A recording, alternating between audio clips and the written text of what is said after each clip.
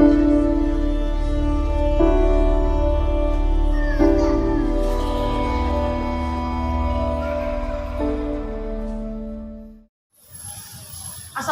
warahmatullahi wabarakatuh. Perkenalkan, nama saya Febrianti dengan NIM D1B1200111. Saya sendiri Irfan Jaya dengan NIM D1B1200039. Nah, perkenalkan, nama saya Fitra Alfagildan dengan NIM D1B1200035. Kenalkan, kami dari kelompok 3 kelas C. Pada kesempatan kali ini kami akan berdiskusi mengenai praktikum ekologi pertanian yang berjudul pengamatan makrofauna di atas permukaan tanah dan juga pengamatan makrofauna yang ada di dalam tanah. Nah, sebelum melangkah lebih lanjut, kita perlu mengetahui apa sih itu makrofauna. Makrofauna itu sendiri adalah makhluk hidup yang dapat dilihat secara langsung tanpa menggunakan mikroskop.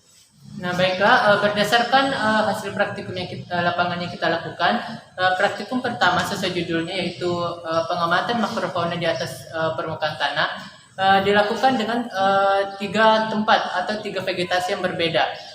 Seperti yang vegetasi pertama yaitu berupa vegetasi alam-alam yang mungkin akan disebutkan oleh saudari Febrianti.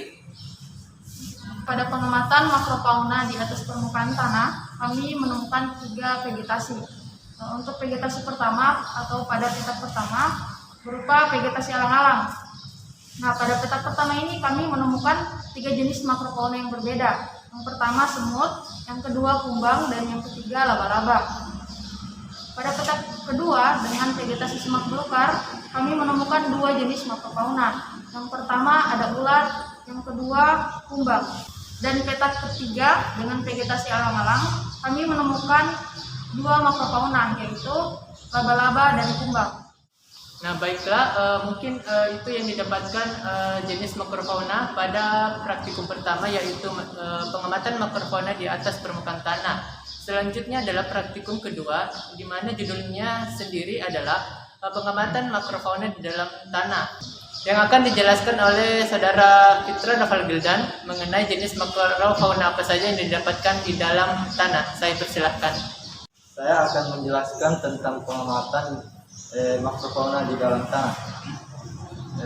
Di sini kita mendapatkan 3 jenis vegetasi. Nah, di vegetasi yang pertama yaitu vegetasi paku-pakuan didapatkan 1 jenis makrofauna yaitu ulat tanah. Dan di vegetasi yang kedua yaitu alang-alang didapatkan 3 jenis makrofauna yaitu laba-laba, kumbang, dan cacing. Sedangkan di vegetasi yang ketiga yaitu semak belukar didapatkan 2 jenis makrofauna yaitu cacing dan anjing tanah.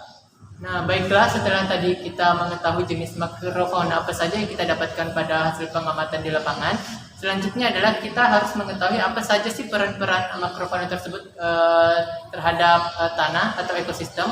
Nah, perannya tersebut akan dijelaskan oleh teman-teman saya. Saya persilahkan. Semut berperan sebagai pengurai bahan organik dan juga mengendalikan hama. Selanjutnya kumbang. Kumbang berperan sebagai dekomposer atau pengurai. Dan yang ketiga ulat tanah. Ulat tanah berperan sebagai hama atau yang merugikan bagi ekosistem tanah. Yang selanjutnya yaitu cacing. Cacing berperan penting untuk menguraikan bahan organik, mengangkut zat organik tanah, memperbaiki aerasi dan drainase di dalam tanah, dan juga berperan sebagai dekomposer. Laba-laba berperan untuk mengendali serangga dan juga sebagai predator. Yang terakhir yaitu anjing tanah. Anjing tanah berperan sebagai hama. Setelah kita membahas mengenai vegetasi yang kita temukan pada praktikum ini dan juga jenis makrofauna yang kita dapatkan serta bagaimana peran makrofauna dalam mengolah ekosistem tanah, selanjutnya yang akan kita bahas adalah bagaimana makrofauna tersebut membuat jaring-jaring makanannya. Mungkin hal ini bisa dijelaskan oleh saudara Irfan Jaya. Saya persilahkan. Baik, terima kasih atas kesempatannya. Kali ini saya akan menjelaskan bagaimana makrofauna yang kita dapatkan di praktikum lapangan membuat jaring-jaring makanan sendiri. Yang pertama, kami menggabungkan ketiga jenis vegetasi yang ada menjadi satu bagian yang disebut produsen, yaitu tumbuhan.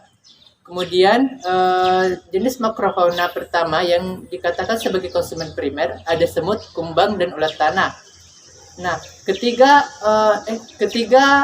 makrofauna tersebut dimakan oleh laba-laba sebagai konsumen sekunder atau konsumen kedua.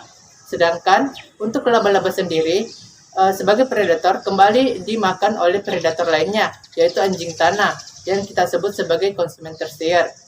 Nah, terakhir adalah anjing tanah. Anjing tanah tidak dimakan secara langsung atau dibunuh secara langsung oleh cacing tanah. Namun, saat anjing tanah tersebut sudah mati, maka cacing tanah bertugas sebagai dekomposer atau pengurai untuk menguraikan jasad-jasad dari anjing tanah tersebut, sehingga cacing tanah disebut dekomposer. Nah, mungkin itu saja jaring-jaring makanan yang bisa kita buat dari makrofauna yang kita dapatkan selama pengamatan. Terima kasih. Nah, baiklah, setelah tadi kita mengetahui jenis makrofauna apa saja kita dapatkan, kemudian perannya terhadap tanah dan ekosistem.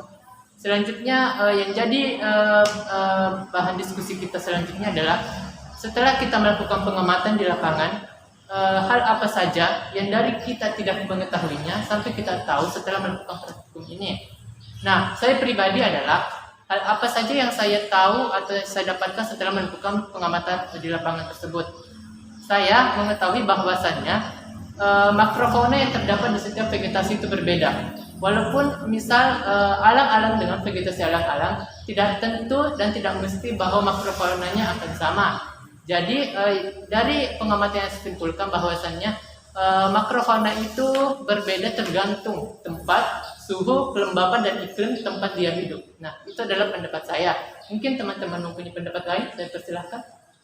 Untuk saya pribadi, setelah melakukan pengamatan makrofauna yang ada di atas permukaan tanah dan juga makrofauna yang ada di dalam tanah, ternyata setiap makrofauna itu memiliki peran yang berbeda-beda.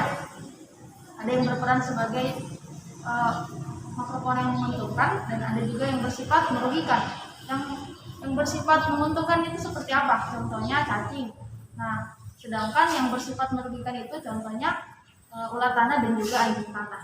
Setelah melakukan pengamatan langsung di lapangan, kini saya mengetahui bahwa di setiap vegetasi yang berbeda juga memiliki jumlah populasi makrofauna yang berbeda pula. Baik, setelah melakukan pengamatan di lapangan secara langsung dan juga diskusi kali ini, kita bisa menyimpulkan bahwa setiap vegetasi yang kita amati memiliki makrofauna yang sama jenisnya dan juga ada yang berbeda. Setiap makrofauna ini memiliki perannya masing-masing dalam mengolah ekosistem tanah. Mungkin sekian dari kami. Apabila terdapat kesalahan dan kekurangan, mohon dimaafkan. Saya akhiri, wabillahi taufiq wal hidayah.